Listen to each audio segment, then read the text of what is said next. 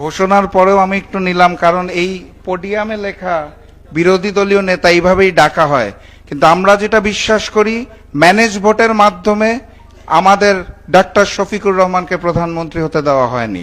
আমি বক্তব্য নেওয়ার জন্য আহ্বান জানাবো জনতার প্রধানমন্ত্রী, জনগণের প্রধানমন্ত্রী, আমাদের প্রধানমন্ত্রী ডাক্তার শফিকুর রহমানকে।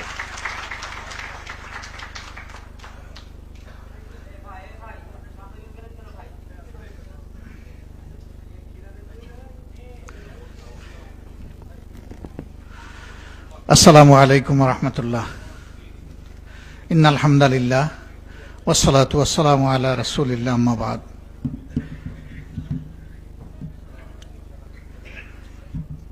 ঐতিহ্যবাহী সংগঠন আন্দোলন সংগ্রামের কণ্ঠস্বর মরহুম শফিউল আলম প্রধানের হাতে গড়া জাগপার উদ্যোগে আয়োজিত আজকের বরকতময় ইফতার মাহফিলে সম্মানিত সভাপতি, উপস্থিত